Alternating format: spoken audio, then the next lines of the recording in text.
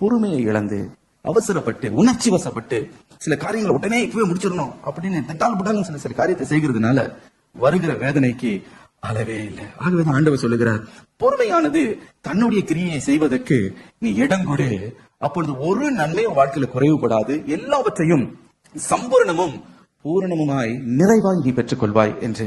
ஆம் பிரியமானவர்களே, ஒருவேளை இன்றைக்கு உள்ள நொந்து நீங்க போய் வந்திருக்கலாம்.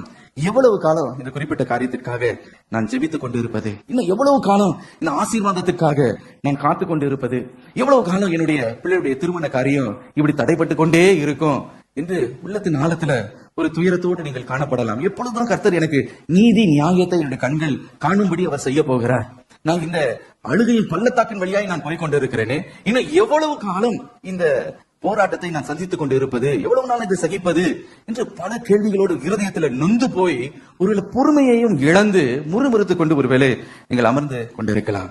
எனக்கு பிரியமானவர்களே, இன்றைக்கு கர்த்தர் உங்களை பார்த்து சொல்லுகிற காரியம், மகனே மகளே, பொறுமையானது தன் பூரண கிரியை செய்வதற்கு நீ இடம் கொடு, அப்பொழுது ஒன்றிலும் நீ குறைவுபட்டு போவதில்லை. ஹல்லேலூயா.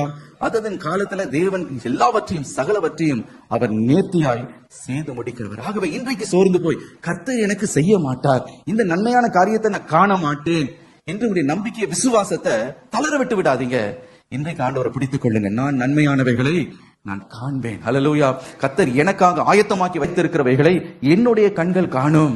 நான் உச்சிதமான ஆசீர்வாதத்தை பெற்றுக் கொள்வேன், வாழ்க்கையில மகிழ்ந்திருப்பேன். கர்த்தர் எனக்கு பூர்ணமான ஆசீர்வாதத்தை காணும்படி செய்வார் என்று இன்றைக்கு விசுவாசிங்க. நிச்சயமாய் நீங்க கெட்டு போக போவதில்லை. ஹல்லேலூயா.